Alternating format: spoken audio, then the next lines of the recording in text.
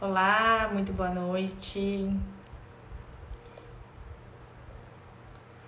Boa noite a todos.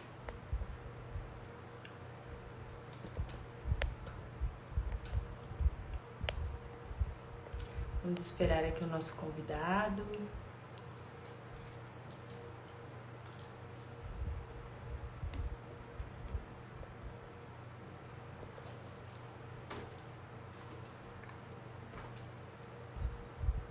Boa noite, Val, Rodrigo.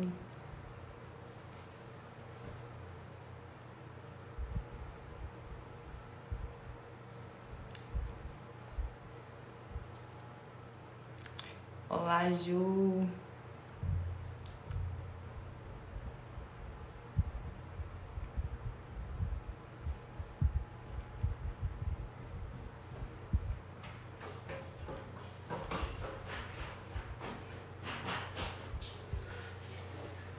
Estamos aguardando aqui o nosso convidado.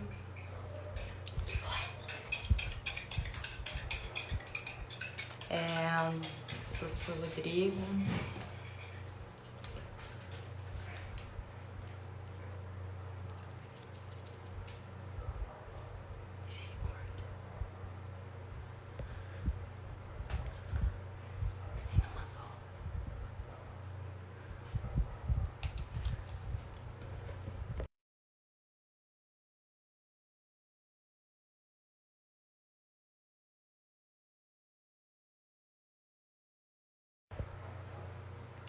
Boa noite.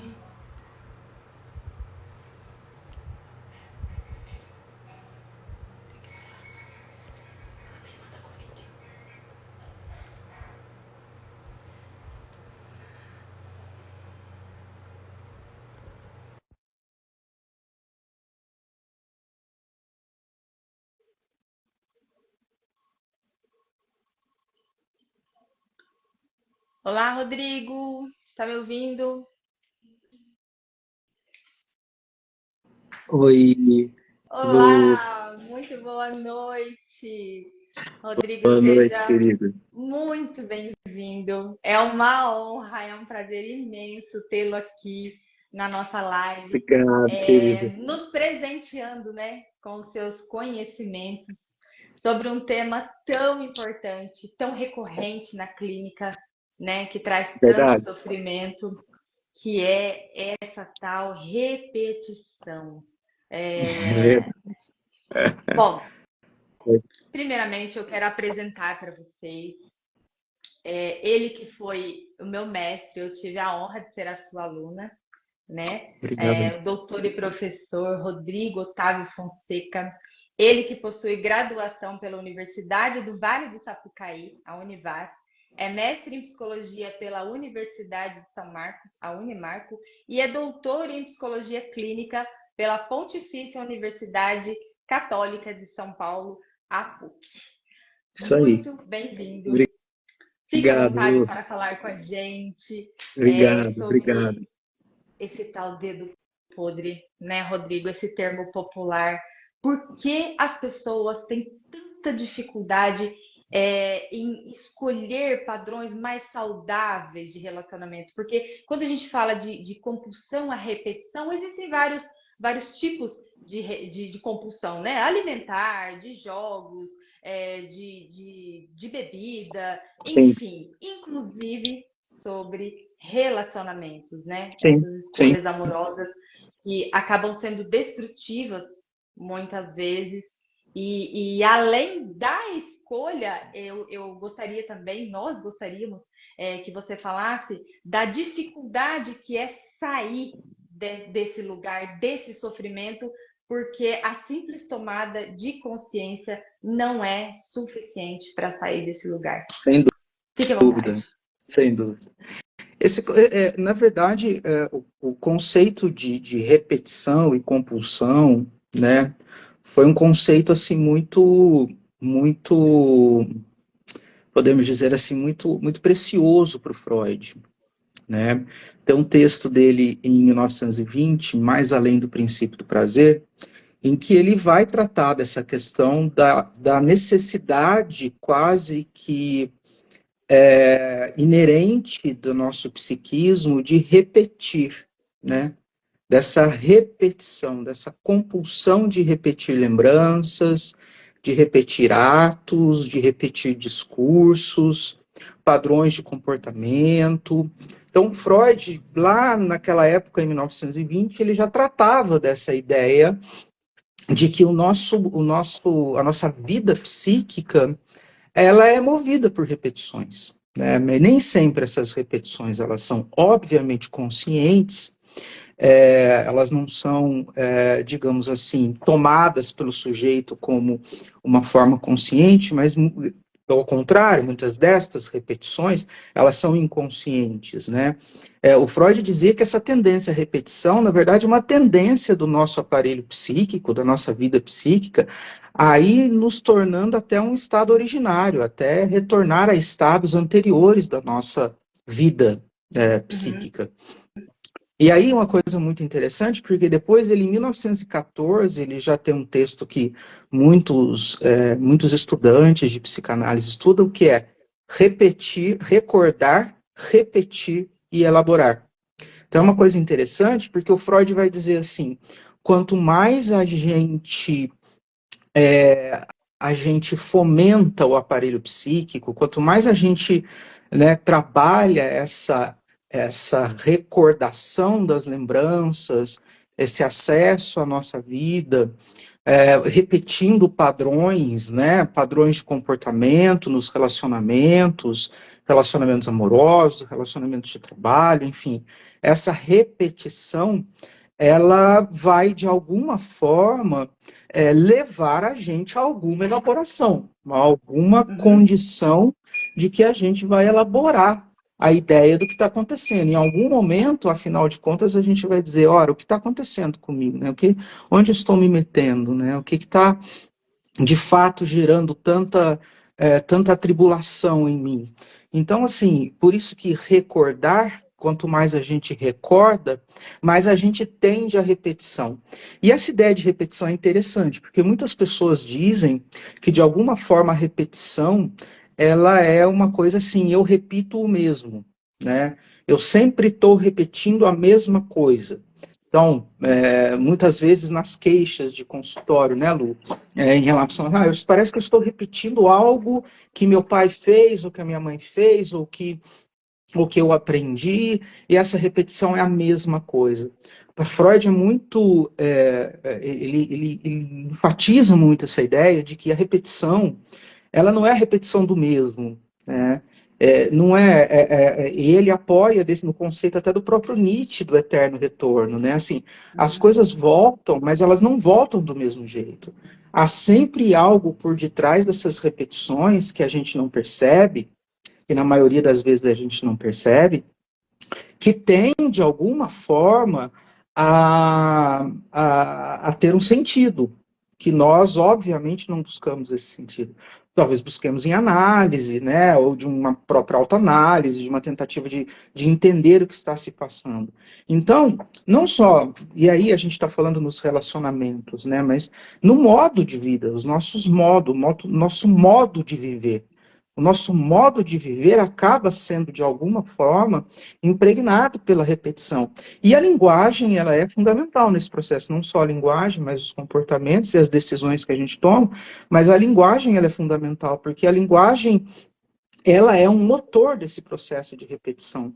Então, o título da live é muito oportuno, que é a repetição nossa de cada dia, porque a gente sempre está, né, buscando na repetição algum tipo de sentido, até mesmo nos próprios sonhos. Os sonhos também são repetições, né? Os alunos falam, mas o sonho é a mesma coisa, né? Não é a mesma coisa. Nosso aparelho psíquico, ele está sempre deixando enigmas, né? Deixando traços, assim, bastante peculiares, para a gente poder entender o que se passa na nossa vida, né? Nós somos muito mais do que propriamente aquilo que nós somos conscientes do que fazemos, né? Existe toda uma sobredeterminação inconsciente.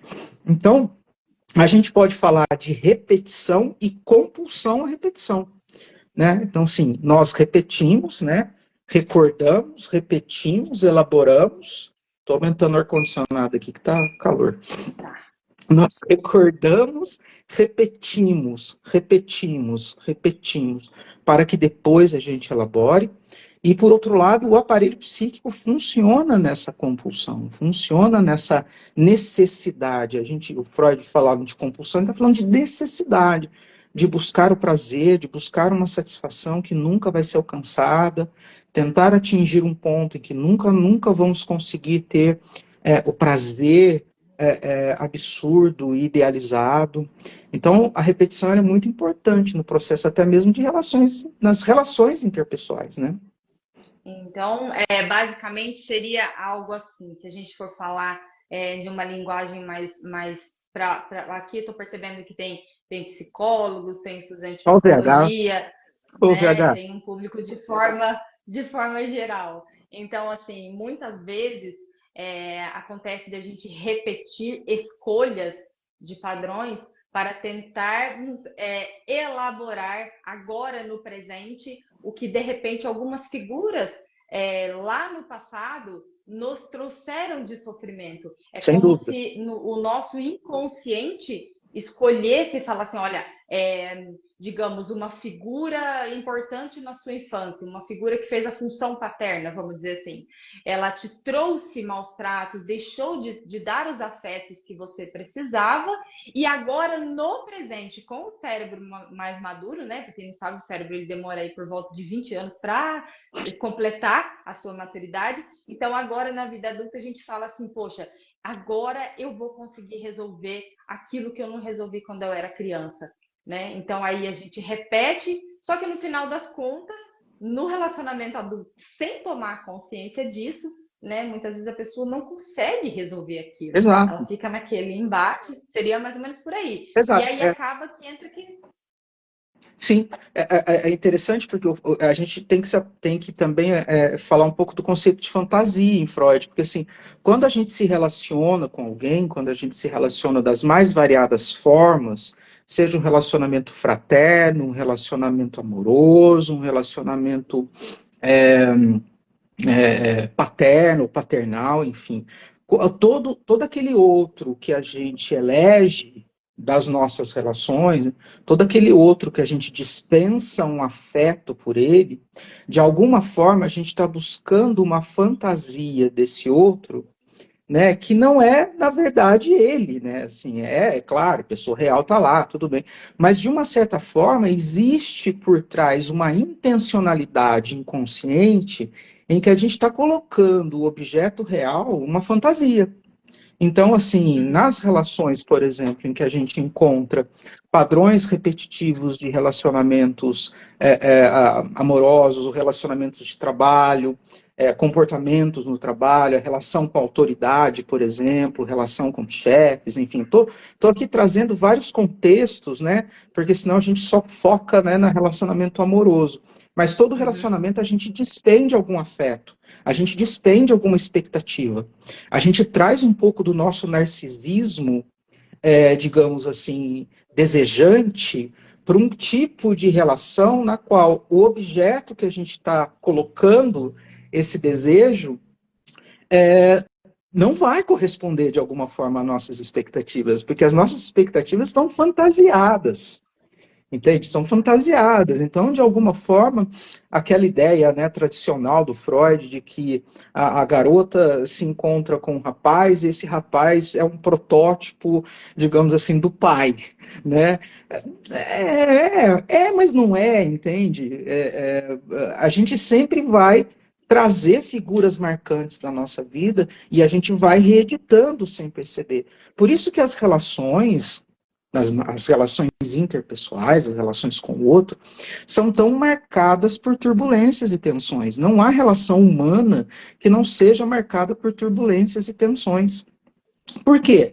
Essas tensões é justamente a expectativa idealizada que não é correspondida e nós temos que lidar com um grau de desilusão dessa expectativa idealizada e o outro também, porque nós também somos idealizados e somos também objeto dessa desilusão.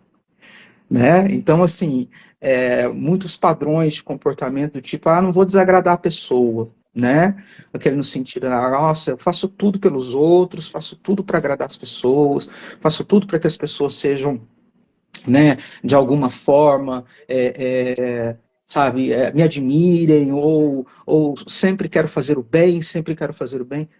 Quer dizer, o que está por trás disso, né? Que necessidade de reconhecimento do outro que é tão importante que você espere receber? O que é isso que você sempre espera e isso não acontece? Então, a gente vai ver na clínica, e o Freud observa isso na própria clínica, né? Que essas repetições elas são fundamentais para o processo de cura. Olha que interessante. Quer dizer, a gente precisa se relacionar cada vez mais com as pessoas e de uma forma em que a gente lide com as frustrações dessa pessoa real que está presente na nossa vida e com as diferenças que existem, né, entre nós e a pessoa, e cada vez mais a gente entender que as coisas não são como a gente fantasia. E eu acho que quando o paciente se dá conta disso, quando o paciente se dá conta disso, nós somos pacientes, a gente sabe, né? Nós somos pacientes também. Quando a gente está em análise, a gente se dá conta disso, cai um véu, assim, absurdo em nós. Fala, meu Deus, o que está acontecendo?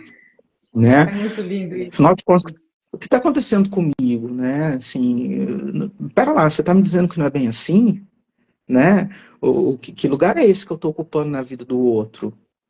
Aí o seu analista, né, diz, pois é, você não está percebendo, né? Quem é essa pessoa que está aí, né? Quem é essa figura que está fazendo parte da sua vida, que você está depositando tantas expectativas, É né? muito interessante essa sua fala, porque a gente vê muito isso na clínica, né? Tanto como psicólogos, como pacientes também, de repente você perceber o quanto existe de realidade naquela pessoa e o quanto que você idealizou, né? Camadas, De né, uma Lu? forma. Camadas de realidade. Caraca, então eu estou esperando uma coisa que eu mesmo criei na minha cabeça que aquela pessoa é. Mas, poxa vida, Exato, ela não tem obrigação de ser aquilo que eu idealizei. Então, é a idealização e a realidade. exato. Exato. É uma coisa, assim, se a gente for pensar, por exemplo, no narcisismo do Freud, né? O que é o narcisismo do Freud? Eu sou objeto do meu próprio prazer, eu amo a mim mesmo, como objeto sexual, né? Uhum. Só que, se a gente viver só de narcisismo, não rola. O que a gente precisa para a criança crescer? Nós precisamos expandir as relações. A criança vai encontrar um outro que não é igual a ela. Mas ela vai querer que esse narcisismo seja realizado, ou seja, aquele outro precisa ser a cara metade, né? A metade da laranja, enfim, a pessoa que vai de repente dizer assim, não, de fato, eu vou manter você idealizado. E as coisas não acontecem, as crianças se frustram, os adultos se frustram, os adolescentes se frustram. Então, as relações humanas, né? Pensando dentro da psicanálise, as relações humanas elas precisam desses temperos da frustração, desses temperos da desilusão. Eu chamo de temperos de afeto. É um termo que eu uso assim muito. O que são esses temperos? São aquilo que Interessante. vai dar, digamos assim, um sabor, nem sempre muito agradável, né? De você se haver com o outro e com a diferença. Para a clínica, por exemplo, isso é muito importante. Lidar com a diferença, lidar com o diferente, lidar com o contrário.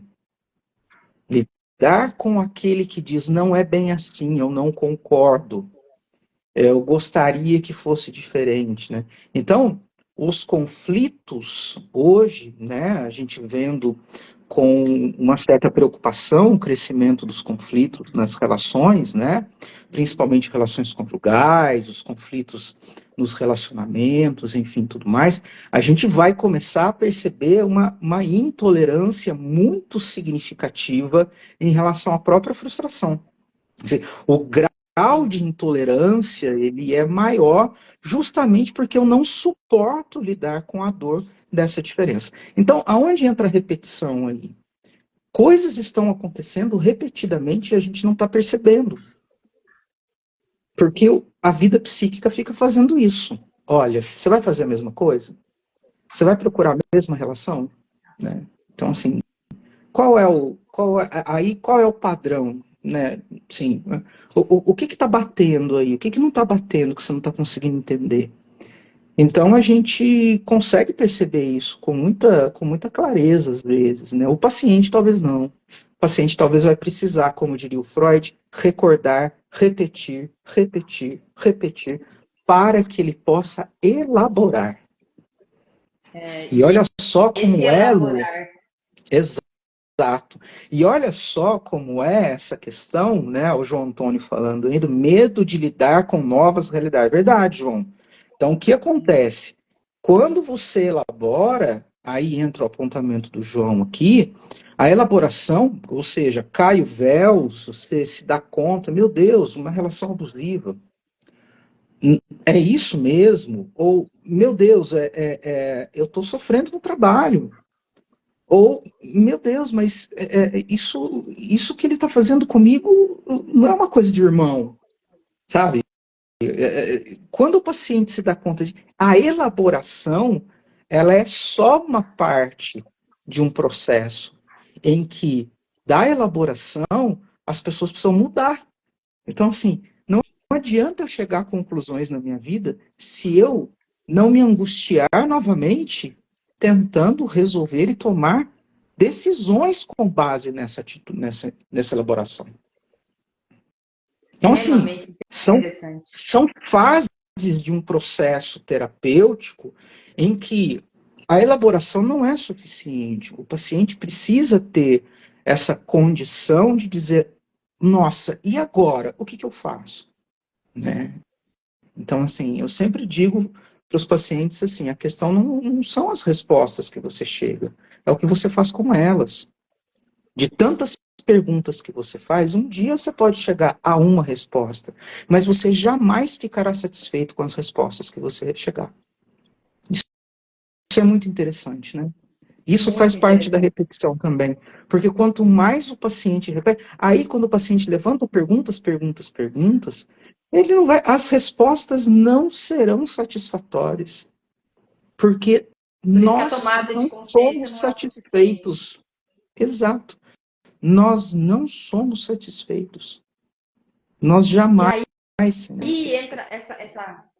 essa, essa questão da elaboração para além da fala, para além da tomada de consciência, quando a gente fala a gente trabalha os traumas na construção de relações.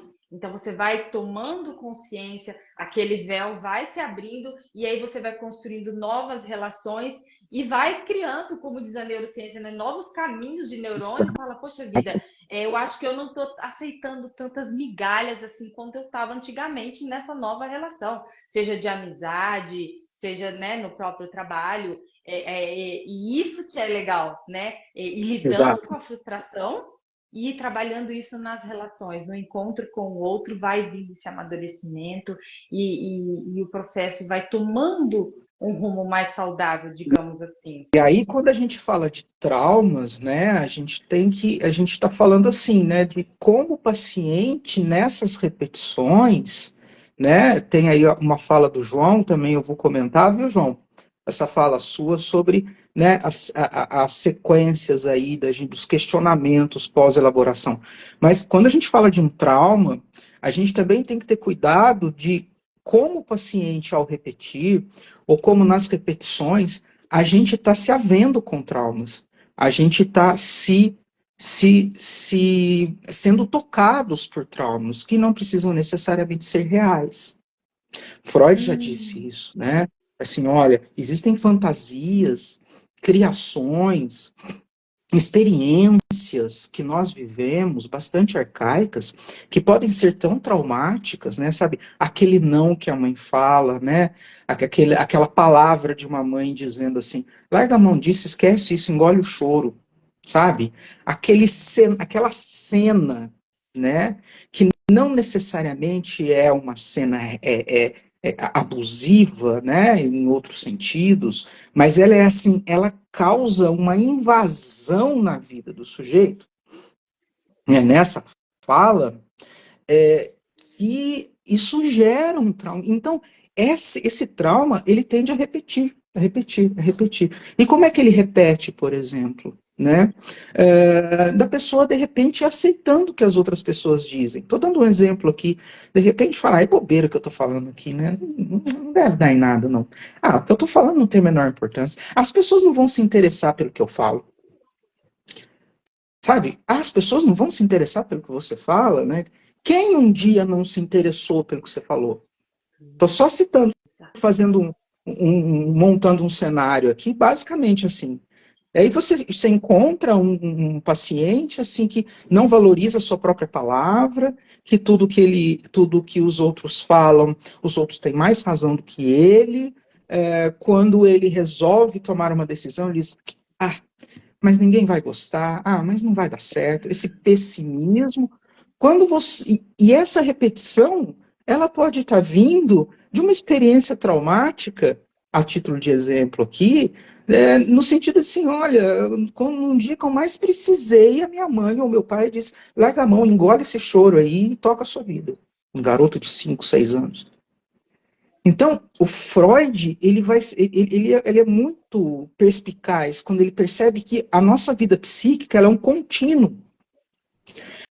É uma continuação e as nossas experiências, todas que a gente vive, porque a gente nem sempre, né? A gente tem consciência o tempo todo das coisas que a gente está fazendo, metodicamente, o tempo todo. Mas esse processo de repetição, ele visa reinstaurar também esse trauma nos próprios sintomas neuróticos, né? A gente pode até depois fazer uma outra live, a neurose nossa de cada dia, né? Não tem só a repetição nossa de cada dia, mas o destino dessas repetições é a própria neurose, né? Quer dizer, neurose é sinônimo de conflito, de dúvida, de angústias, de ansiedades, de medos, de indecisões, de confabulações, de somatizações, né, de obsessões. Então, assim, as neuroses, elas têm esse componente da nossa vida cotidiana, quer dizer, a neurose nossa de cada dia, essa neurose que o Freud chamou de psicopatologia da vida cotidiana, que é onde a gente vai realmente mostrar as nossas qualidades, as nossas dificuldades, né?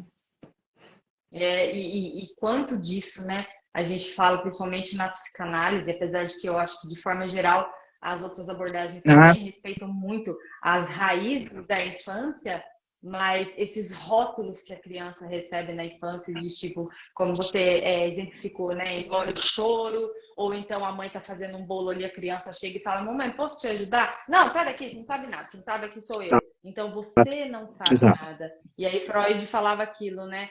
Uma agulhada em um adulto pode passar despercebido, mas em uma criança pode ser altamente Sem dúvida, traumatizante. sem dúvida, sem dúvida. Por isso que na clínica, voltando um pouco na clínica, pensando um pouco no Ferenczi, o que acontece? O analista precisa tomar todo o cuidado para não ser um reprodutor desse trauma nas falas que ele tem com o paciente. Isso é muito importante. É não ser um reprodutor disso, né? E numa fala que gera uma agulhada no seu paciente, que o seu paciente sente isso. Então, tem uma questão ética importante aí no nosso trabalho de apontamentos, de falas, com os nossos pacientes no dia a dia, porque justamente eles vão trazer isso, né? Eles vão trazer essa expectativa de que nós possamos não representar essas figuras traumáticas e sermos uma outra figura de identificação na vida destes pacientes, para que eles possam se reconhecer em algo novo. Eles possam se reconhecer numa transformação nova da própria vida. Porque repetir, nós vamos repetir até o final. Segundo Freud, se a gente falar de pulsão de vida e pulsão de morte, nós estamos o tempo todo morrendo e nascendo. Do ponto de vista freudiano, é isso. Nós estamos o tempo todo morrendo e nascendo. Quando a gente respira, a gente mata as células. A gente está voltando a um estado inorgânico até o final da nossa vida. Mas existe uma pulsão de vida, existe um impulso, um ímpeto para transformar a repetição em algo novo. Por isso a elaboração. né? Yeah. Por isso elaborar. Então, assim, a gente não consegue elaborar novas ideias se a gente não ir repetindo, repetindo. Uma coisa, né, Lu, não sei se acontece, deve acontecer com você na sua clínica, que, assim, muitos pacientes, eles trazem assim, mas eu vou repetir o que eu falei, né? Mas eu tenho que ir repetindo, é uma queixa, não é queixa, mas um incômodo dos pacientes, né? Porque, mas eu posso falar de novo aquilo que eu falei, eu posso repetir, porque toda semana não tem que ser algo diferente, né? Mas não aconteceu nada comigo nessa semana, como se a terapia fosse uma espécie de recall, né? De tudo que o paciente viveu a semana. E muitas vezes a É gente tem que muito orientar, interessante. né? Assim, quem faz clínica do cotidiano, né? Como nós, assim, clínicos, né? Clínicos raiz, né? A gente vê muito isso, assim. O paciente, até durante um certo tempo, fala, meu Deus, é verdade, está repetindo, mas não tem como. Não tem como, né? Da vez que Porque a repete medida... essa fala na clínica, ela vem de uma forma Exato, diferente. Né? Eu não sei se eu já exato, te contei isso, mas se eu já te contei, você me fala, porque daí. Não, fique à vontade para repetir o exato, quantas vezes for necessário, mas por que eu vou repetir? Porque cada exato, vez que você exato. conta, você acessa uma memória. Puxa vida, eu estou pensando numa coisa que agora que eu não. Em outras vezes que contou isso, ele não pensou, essa memória foi evocada, e quando ela é evocada, vem um certo descortinamento e aquele insight. Então, a Exato. importância Você da está usando uma repetição do metáfora discurso. muito interessante. Exato. O descortinamento, quer dizer assim, o descortinamento nas repetições e se dá, por exemplo, um descortinamento do paciente ouvir, aliás, escutar o que ele mesmo falou. Ou o paciente se dar conta de que o que ele está fazendo com o outro está fazendo com ele, tem muita semelhança com muitos comportamentos que ele fez, ou que ele foi, ou que fizeram com ele. Né? Então, assim, o paciente se dá conta de que existe na vida dele alguns tipos de comportamentos, alguns tipos de atuações ou de um discurso, né? A gente tem que entender também essa questão do discurso. Vou dando um exemplo aqui da vitimização, né? Que é uma palavra que todo mundo fala, vitimização, vitimização. É eu me colocando diante do outro como uma vítima ou como vítima, é eu sendo, digamos assim, uma pessoa que sofre com as coisas que acontecem, as pessoas não são justas comigo, as pessoas não compreendem o que acontece comigo, ninguém entende o que se passa dentro de mim, ninguém consegue me compreender direito. Então, todo esse processo, por exemplo, numa queixa como a vitimização, está presente no discurso. E aí, quando você vai percebendo que esse discurso ele se repete em vários pontos da vida da pessoa sem que ela perceba, né? Quando traz essa dimensão da vitimização, ao apontar isso para o paciente, esbarra em algo que o Freud falou também, em recordar, repetir, elaborar, que é a resistência. Então, o paciente passa a resistir. Quando a gente dá conta que nós estamos fazendo algum tipo de repetição de estados anteriores da nossa vida, e a gente se dá conta e fala, oxe, não é possível. Não, você está enganado, Rodrigo. Era diferente. Naquela época era diferente. Então me diga como era diferente.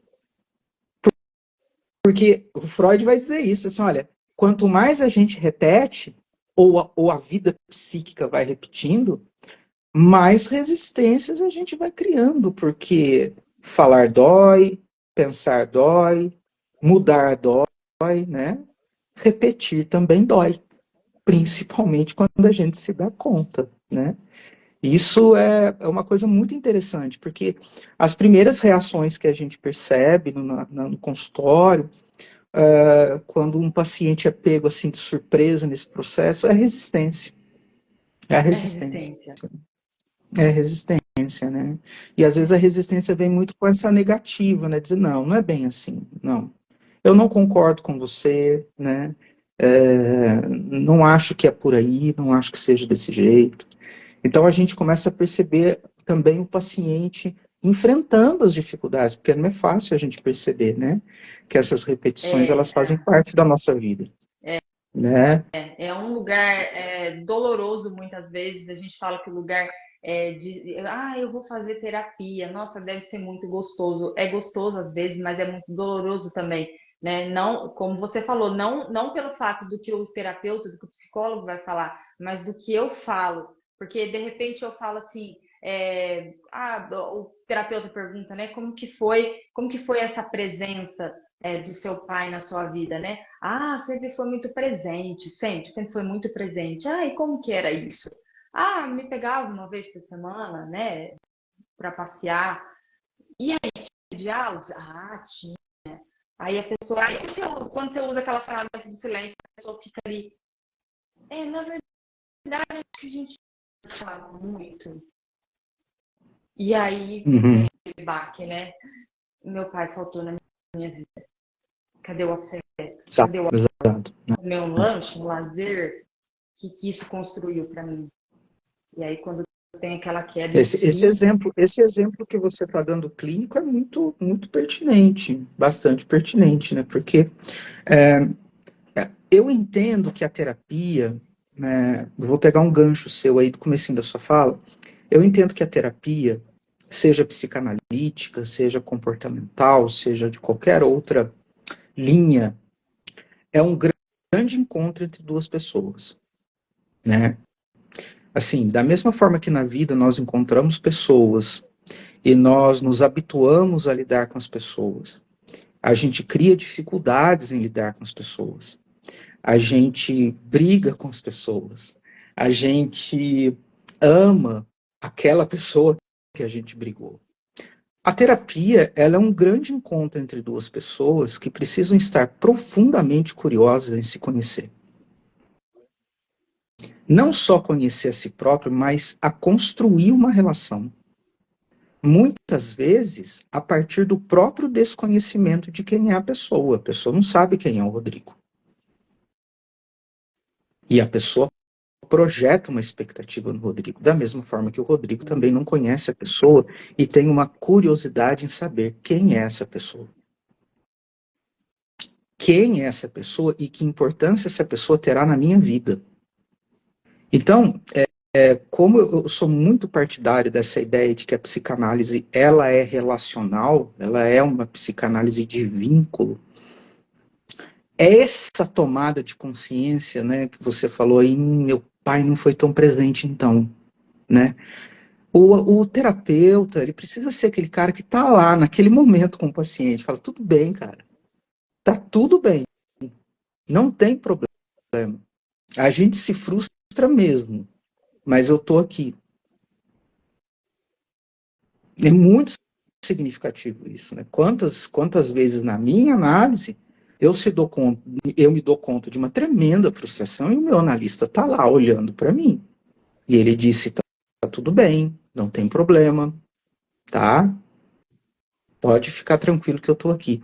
Então, esse desvelar que você disse, né? Esse descortinar da, da elaboração, quer dizer, quando o psiquismo se cansa de ficar repetindo, repetindo, e muitas vezes a gente justifica, né, algo no sentido, mas meu pai é gente boa, não, meu pai, não, mas você via ele só no final de semana, mas era ótimo no final de semana, mas assim, ele levava para a escola, ele de repente almoçava com você, não,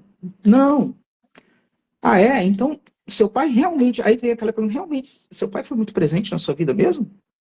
Não. Quer dizer, quando vem esse não, é como se a vida psíquica fizesse isso aqui, ó. Para. Alguma coisa para. Alguma coisa, algum estranhamento acontece.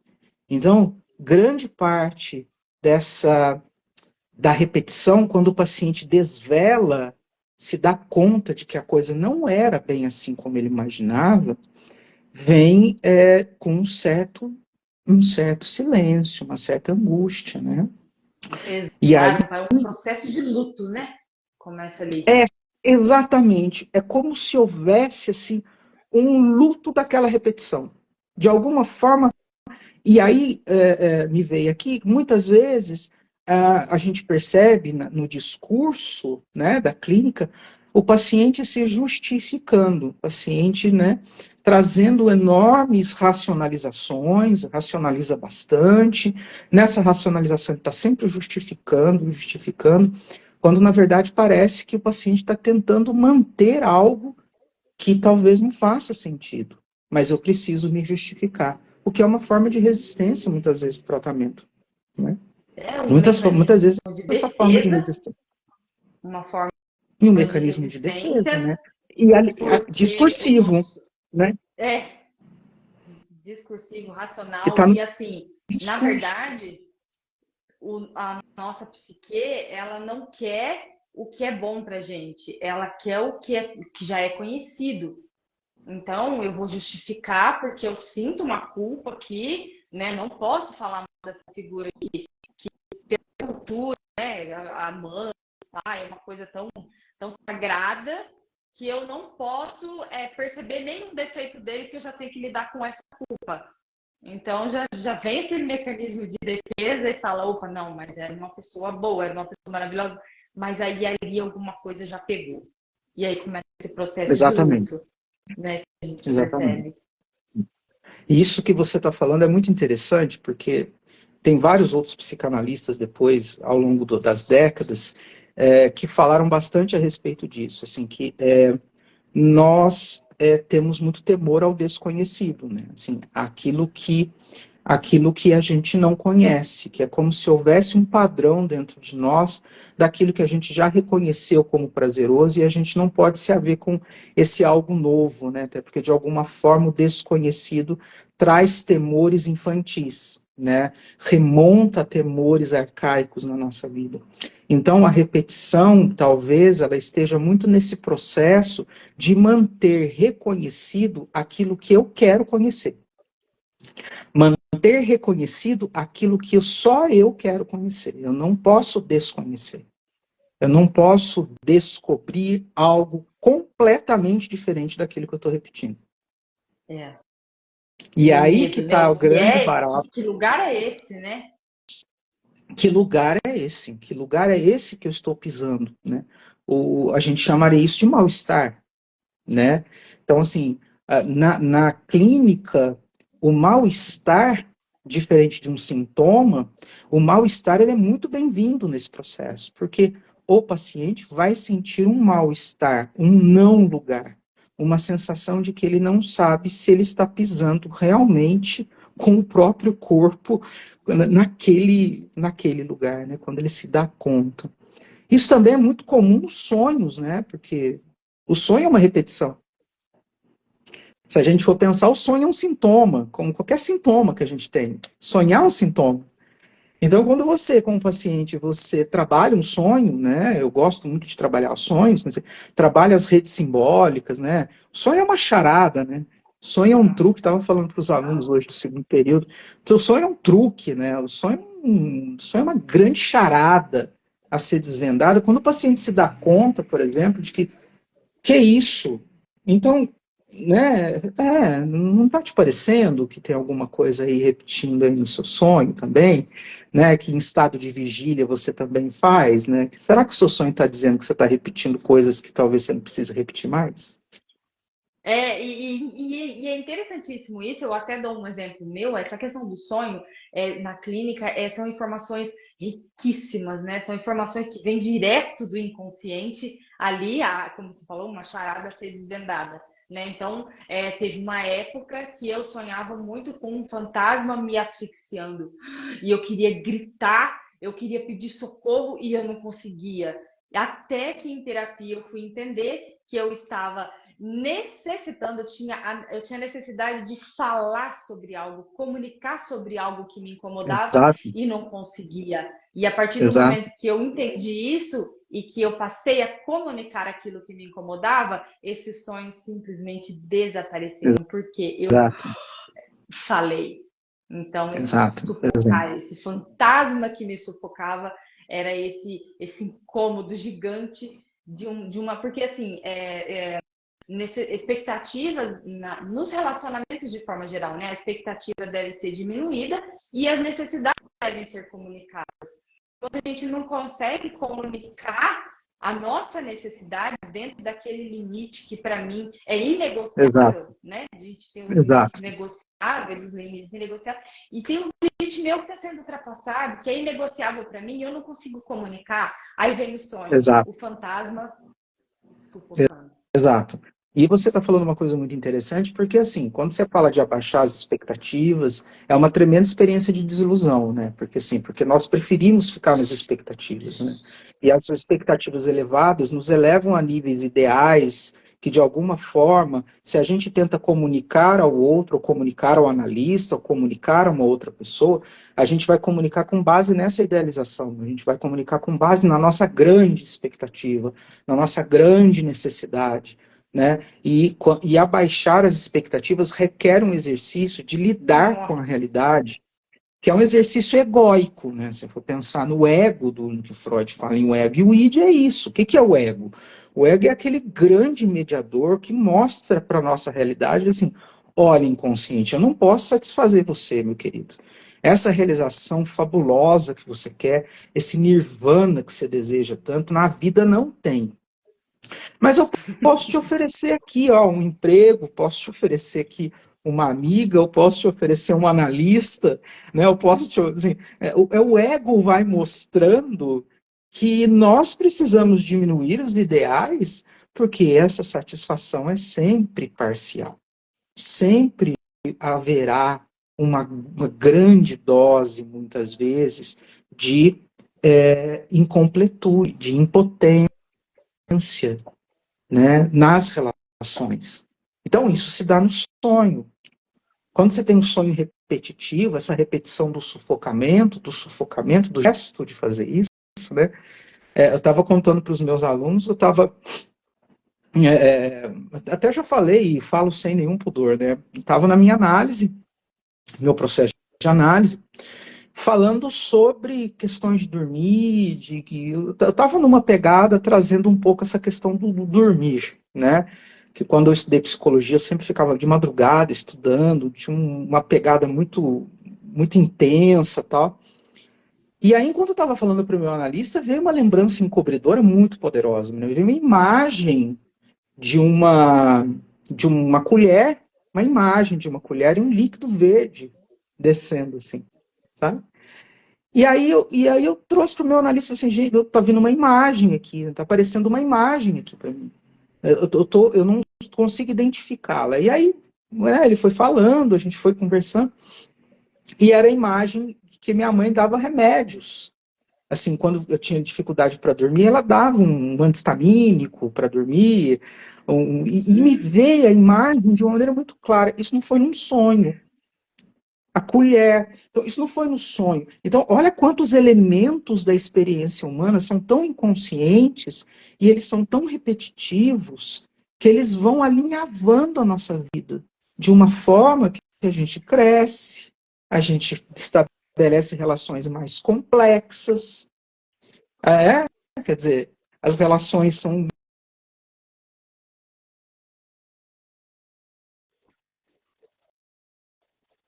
satisfeitos do jeito que a gente quer, e aí, de repente, essas lembranças elas surgem. Por isso que nós não somos donos da nossa própria morada, nós somos aonde a gente não pensa. Como E diria o Lacan, emerge, né? Eu né? sou aonde penso. E Exatamente. Eu é sou aonde brilhante não isso. penso. É brilhante ver isso na clínica, porque você vê o paciente contando sobre algo tal, de repente, nossa, mas tá vindo uma memória ali, aqui, que é um negócio que não tem nada a ver, mas não vou falar. E aí, quando a pessoa fala, de repente, tudo, tudo se encaixa, né? Tem Exato, muito a ver. exato. Eu estava lendo em algum lugar essa semana e na verdade, eu não me recordo onde, mas enfim, a paciente, uma das queixas dela durante a sessão era a dificuldade, ela não conseguia mais entrar em lojas de roupa, não conseguia. E aí, durante a análise, ela lembrou que um determinado dia ela entrou numa loja de doce, não era de roupa, porque a dificuldade dela era entrar em loja de roupa. Ela entrou numa loja de doce e o vendedor tocou por cima da roupa o órgão genital dele mesmo, enquanto ele vendia o doce para ela. E naquele momento ela se sentiu incomodada, mas não tomou consciência. Depois, quando ela voltou nessa loja, que esse vendedor fez a mesma coisa, enquanto ele entregava o doce para ela, ele tocou o genital dele por cima da roupa, ela gerou uma traumatização, porque não foi só um trauma, aquilo se perdurou, de não, a resistência em entrar numa loja de roupa. Sim. Então, assim, o toque por cima do tecido, por cima da roupa, levou ela a essa traumatização, esse bloqueio de entrar na loja de roupa. Então, de repente, ela estava no discurso e falou: nossa, mas eu estou lembrando de uma coisa que não tem nada a ver com o meu medo de entrar em loja de roupa. Que foi de um dia que eu fui numa loja comprar um doce e aconteceu isso e tá. Tocou por cima da roupa e tal. Aí, isso é muito interessante, porque festa, assim, né? exato. Porque assim, uma coisa muito importante que você está trazendo nesse exemplo é que assim, as nossas repetições, elas são carregadas de afeto. Elas são carregadas de emoções. E o Freud vai dizer que afeto é tudo que nos afeta. Afeto não é amor ou ódio, são modalidades de afeto, mais aprimorados. Mas ele vai dizer que é tudo que nos afeta. Então ele vai dizer que em tudo somos afetados. De uma forma consciente ou não, em tudo somos afetados. E afetamos também a vida do outro. Então, em tudo somos afetados, ele está querendo dizer assim, olha, pode ser que numa determinada situação do cotidiano, né, eu me depare com uma situação assim, como a que você trouxe, né, como uma lembrança que vem, como uma associação, porque o paciente, ele vai associando as ideias, as coisas vão aparecendo, aparecendo. E, obviamente, o analista é aquela figura que escuta para além daquilo que está sendo dito. Isso é muito importante. Eu preciso escutar o que está para além, ou até para quem daquilo que está sendo dito. Qual é o enigma dessa fala? O que aquela pessoa está querendo trazer com isso? Porque, assim, não dá para a gente, ao pé da letra, ir trazendo, né, e interpretando tudo que o paciente diz. Isso não tem como. Então, são as nuances, os detalhes, né, os atravessamentos que são interessantes. Eu gosto muito de falar para os pacientes no início das sessões que as respostas, porque a pessoa vem com essa expectativa, né? O psicólogo, ele vai me dar respostas. Então eu falo assim, as respostas não estão comigo, elas estão todas dentro de você, né? Talvez sozinho tinha um professor meu que dizia isso. Não esteja conseguindo encontrá-las sozinho. Mas então, de repente, a gente pode dar a mão e ir desbravando, né, esses labirintos e você vai encontrar as suas respostas. A né? Luana tem uma pergunta aqui, ó, interessante. Ela está dizendo assim, como não se afetar por pessoas que são grosseiras ou maldosas, né? Primeiro, respondendo essa pergunta, não tem como a gente não se afetar, né? Assim, não tem como a gente evitar de encontrar pessoas assim, né? Pessoas com comportamentos grosseiros, rudes, comportamentos maldosos, comportamentos com outras intencionalidades, enfim. A gente não tem como escapar dessas relações. Obviamente, a gente precisa estar bastante atento, né? Principalmente porque a vida hoje exige muito da gente posicionamentos, né? E às vezes a gente não tem muito recurso para lidar. Por exemplo, pessoas grosseiras, uma pessoa muito, muito grosseira com você, você pode ter N reações. Você pode paralisar, você pode ficar ansioso, você pode ficar nervoso, você pode revidar, você pode falar para a pessoa, olha, você está sendo muito grosseira comigo, não admito que você fale isso. Então, assim, as nossas reações, elas são bastante inesperadas quando a gente está de frente a uma situação que nós não conhecemos. Isso é muito importante. Quando eu estou diante de uma situação inesperada e alguém é abruptamente grosseiro comigo, a gente não sabe como reagir, né? É novo, é Pega estranho.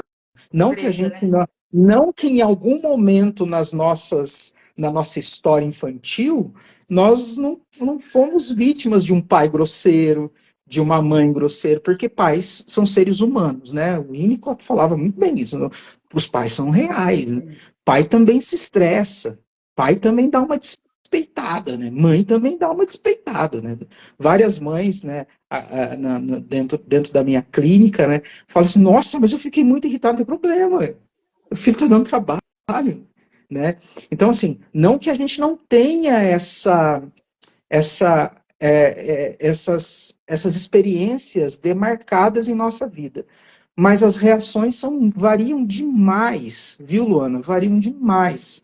Eu, particularmente, quando estou diante de uma situação que alguém é grosseiro comigo, assim, e eu não conheço, eu fico, assim, emudecido. E aí, surgem várias questões. E aí vem a questão do próprio sentimento de culpa, né? Do próprio sentimento do próprio superego, né? Que vai dizendo assim: você devia ter falado umas verdades para a pessoa, né? Você devia ter colocado o dedo em risco e falado para ela: não fale assim comigo. Devia ter feito isso. Você devia ter feito aquilo. Você devia. Eu acabo sofrendo mais com É. a quantidade de culpa que eu vou atribuindo a tudo que eu devia ter feito e não fiz, do que a minha própria situação. Então, o conselho que eu dou, respeite. Respeite sua reação. Não tem como. Tem outras Sensacional. pessoas que não, pessoas Incrível. revidem, enfim. A variedade. A gente precisa entender que nós temos uma variedade de respostas. Claro que algumas são aprendidas, são reforçadas, né? A gente tem aí né, nas ciências do comportamento falando bastante dos comportamentos aprendidos, tudo bem. Mas, sabe, no mundo em que nós estamos vivendo, de pessoas apressadas, ansiosas, irritadas, desconfortáveis, reativas, extremamente reativas, intolerantes, emocionalmente imaturas, nós estamos sujeitos constantemente a esse tipo de atribulação. Constantemente. Né? Agora, uma coisa é isso, né, E Lu? Outra coisa geralmente, é assim. sim. Pode falar. Não, não, não. Oi. Continua, por favor. Não, porque a outra coisa é você observar que, de alguma forma, você começa a ficar angustiado porque você, em todas é um exagero, mas em grande parte de situações, você vai ficando paralisado, ou você vai ficando impotente, você não vai conseguindo reagir. A partir do momento, viu, Luana? A partir do momento em que eu começo a perceber que há uma repetição das minhas ações em relação a esse tipo de situação, com grosserias, por exemplo, aí já é uma outra questão. Eu começo a me inquietar, me perguntando, mas por que eu reajo assim? Não poderia reagir diferente?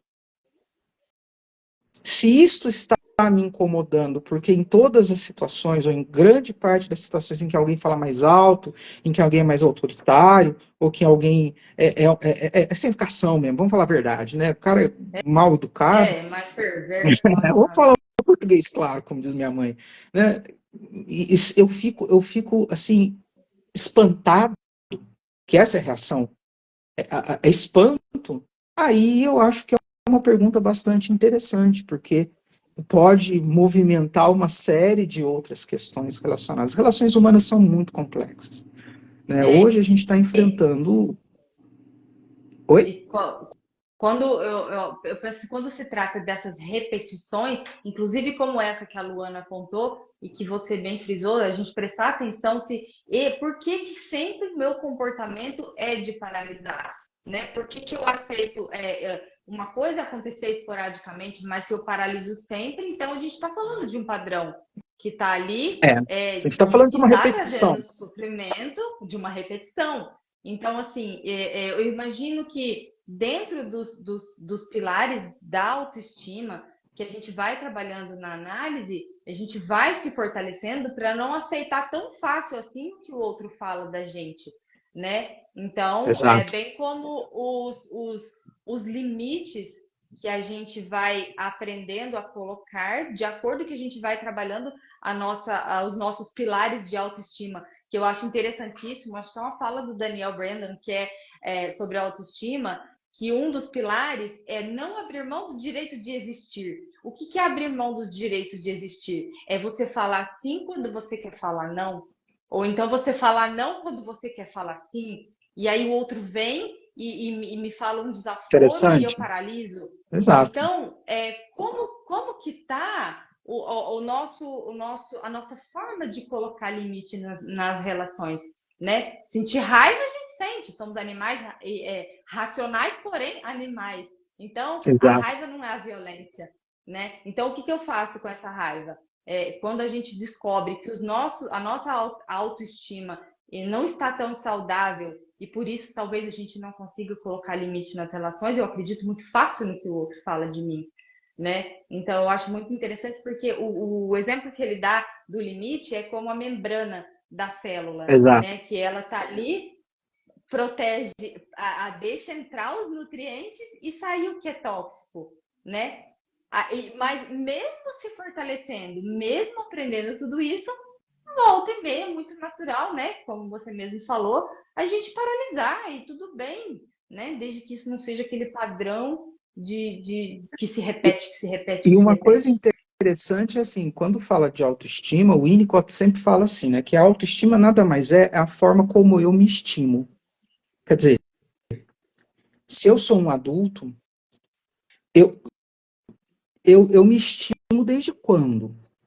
Né? Assim, como eu sou capaz de fazer uma verdadeira transformação na minha vida e voltar a vários momentos da minha vida em que eu me estimo.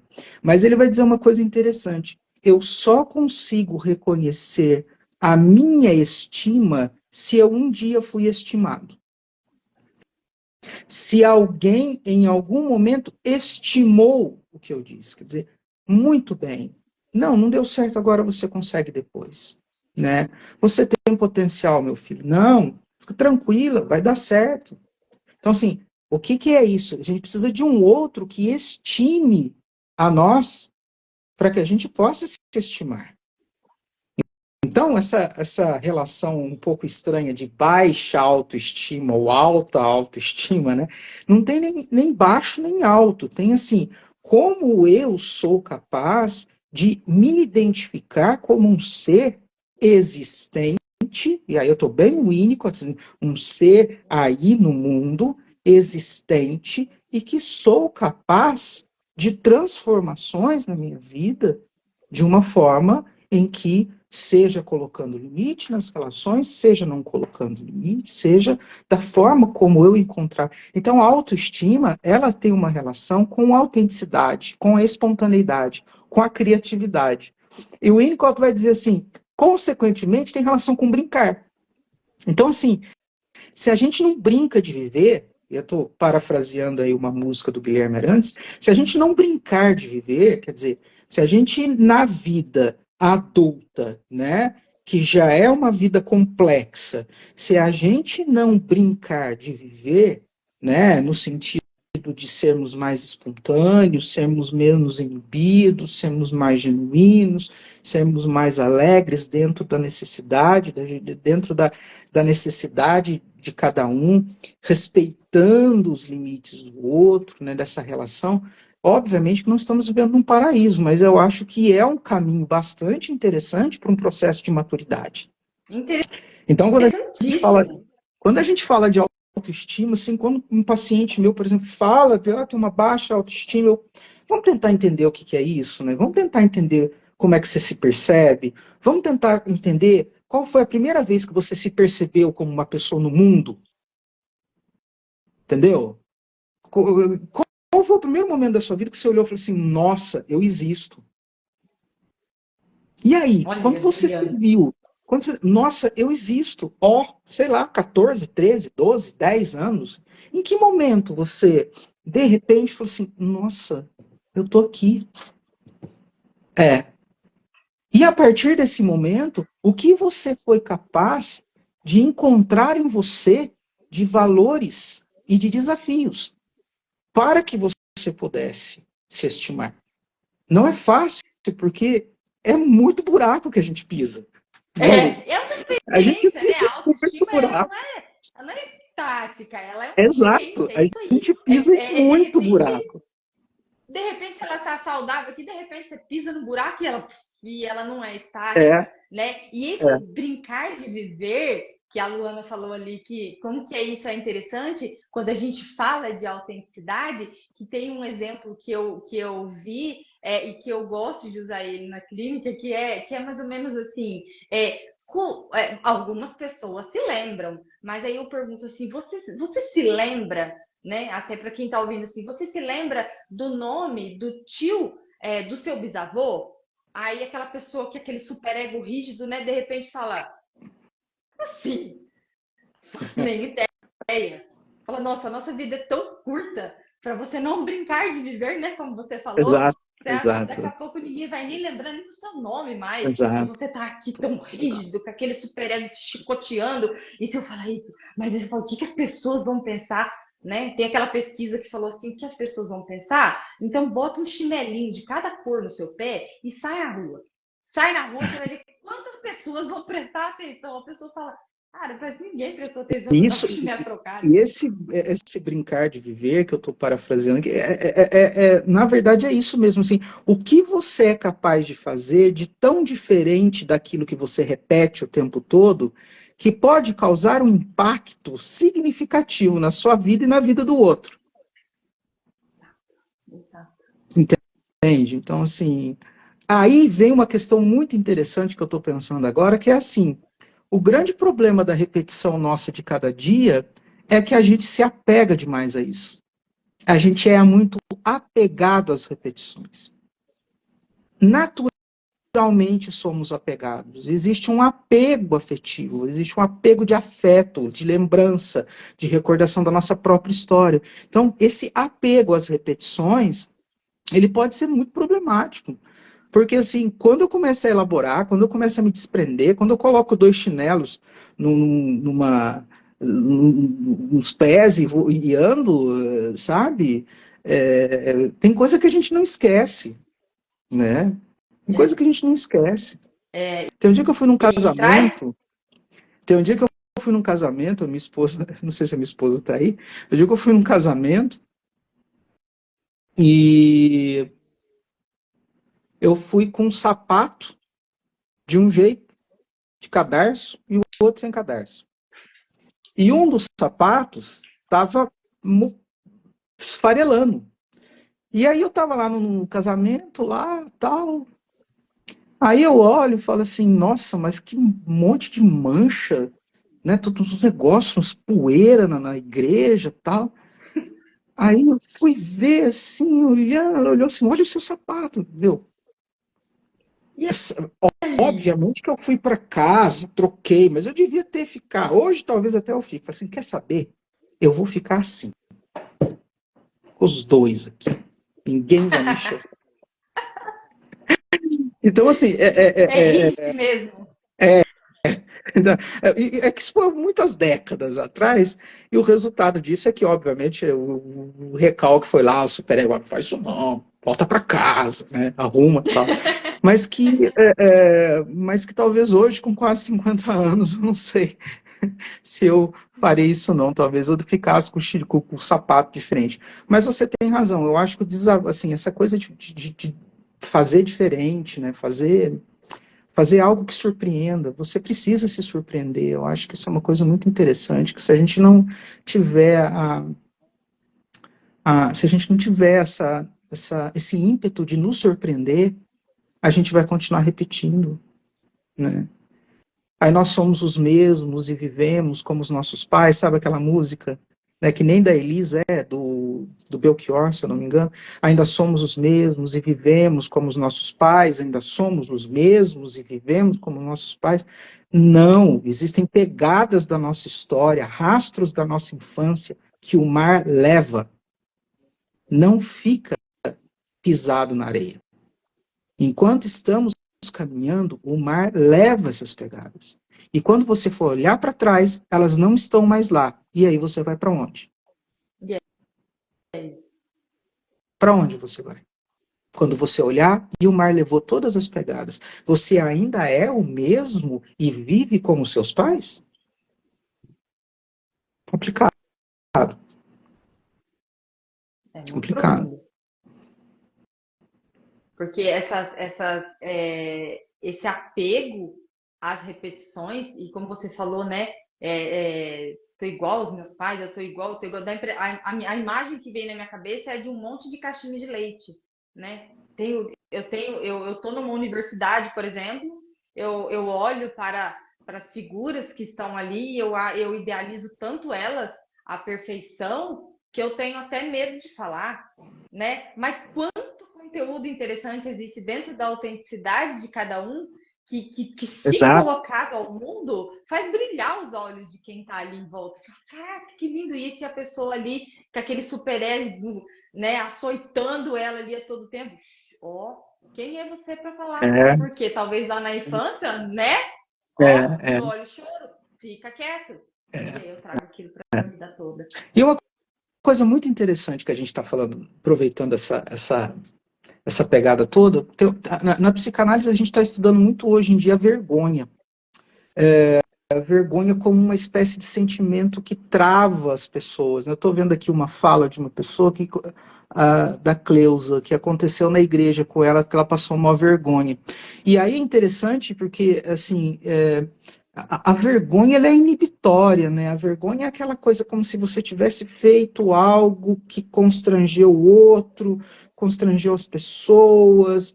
A vergonha é um sentimento autorrecriminativo, em que você depois vai se recriminando, né? É uma prima de primeiro grau do superego, sabe? A vergonha é um afeto, assim, né? Aquela prima de primeiro grau do Prima de superego, né? primeiro grau, São adorei. parente do superego, que é um afeto muito pertinente hoje em dia. As pessoas se envergonham muito, ficam muito tímidas, enfim.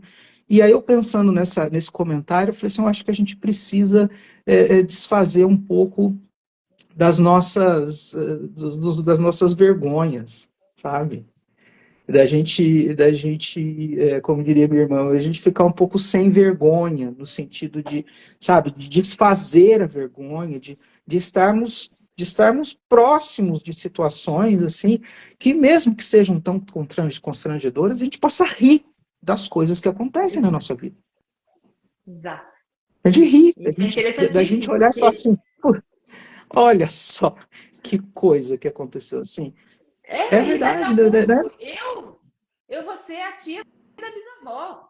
Ninguém vai lembrar de mim, né? Por que tanta vergonha? Vergonha porque eu errei, porque eu tenho que ser perfeito. O perfeito vem do latim feito até o final, não somos feitos até o Exato, final, né? exato. Então, quanto mais a gente puder trabalhar esse superego e rir de si mesmo, rir da própria desgraça, muitas vezes, nossa, eu tô Eu tipo tô lembrando de tafarelando. música que a gente precisa aprender que rir é bom, mas que rir de tudo é desespero. Quer dizer, a gente precisa saber quando rir, a gente precisa saber quando olhar o ridículo, e até o ridículo em que a gente passa em certas circunstâncias, e rir disso. É isso que o Winnicott fala de brincar, e o que o Guilherme Arantes fala de brincar, de viver, que é o fato de você emitir algo espontâneo, algo genuíno, algo, sabe, genuinamente engraçado, né, sem usar desse recurso para tampar um desespero. Quer dizer, é extremamente necessário isso. E nós estamos vivendo uma sociedade cada vez mais complicada nesse sentido. Sim, sim. Muito As pessoas complicada. A estão. sociedade está ficando muito séria, muito roteirizada, muito cheio de padrões, muito cheio de roteiros, muito cheio de cumprimentas, muito cheio disso, disso, disso. E aí você não sabe quando você tem que rir, quando você tem que ser espontâneo, quando você tem que desvincular dessas repetições, né? Ser mais próximo possível da sua essência, sentir bem dentro da sua própria pele, né? E as pessoas estão ficando muito robotizadas por causa dessa rigidez cultural que tá vindo muito forte, né? Eu estava numa loja essa semana de peças de box, de vidro, eu fui comprar um suporte de shampoo, e aí tava todo mundo ali trabalhando, aí o rapaz já me deu o telefone do técnico que vem instalar. Então eu já peguei o telefone, liguei para ele e falei, fulano, quando que você pode ir amanhã instalar para mim? E aí todo mundo ficou rindo, como se eu tivesse... Eu falei assim, gente, Beni, foi engraçado isso que eu falei, eu só fui... Então, assim, quando você vê uma espontaneidade, algo fora da caixinha, né, de É, caixinha de leite, fica todo mundo assim, você fala assim, gente, todos nós, se a gente olhar para as nossas impressões digitais, não tem ninguém no mundo igual a nós, né? Cada um de nós somos tão especiais e tem tanto a colocar de lindo para florir no mundo, mas esse medo, né? Essa vergonha que aprisiona e que machuca, exatamente. nos prende. Exatamente. É Bom, isso aí. acho que podemos encerrar por aqui, É isso Vitor. aí. Muito bom, muito bom. Vou Se fazer mais for, live. se for. Adorei fazer live contigo. Nossa, Ai, eu adorei se também. Eu, deixar, a se gente fica de papo aqui até. Para que as pessoas soubessem, né, o quanto de riqueza, de conhecimento que tem nesse mestre aqui que está Ah, participando imagina, aqui dessa querido. live. Imagina. É muito respeito, é muito carinho, é muita honra que eu sinto em poder ter sido sua aluna de psicanálise clínica, porque você traz isso quando, né, quando estando no curso de psicologia, e eu gosto de falar isso quando eu converso com os alunos, fora aquela teoria tão necessária que existe, que é o embasamento da psicologia. Eu falo assim, o professor Rodrigo, ele traz um pouco da prática para a gente, essa visão da psicologia prática, né? Então, alguns alunos têm alguns insights e chegam na clínica, meu Deus, como é que é isso? Cada vez mais apaixonados Eu pela tenho um clínica. carinho e Então, um orgulho enorme de ter te acompanhado, de te acompanhar. Você é uma psicóloga clínica violenta, de uma maturidade incrível, só elogios, muito assim. obrigada. E assim, né, tivemos uma trajetória na faculdade muito legal, assim, você com, com apontamentos super enriquecedores. É o futuro da psicologia. Ah, é só Futuro. agradecer Presente por da esse psicologia, na verdade. Você já é o presente. presente da psicologia. Ah, muito obrigada. Muito obrigada. E você, o presente, eu sempre sou muito grata por ter tido um mestre tão especial assim, né? Então, muito obrigada Gratidão. por essa live, Obrigado, por esse presente. querida. Até a próxima. Um abraço, um Beijo. beijo. Tchau, Um tchau. beijo a Outro. todos aí Tchau, que tchau. acompanharam. Tchau, tchau. Beijo.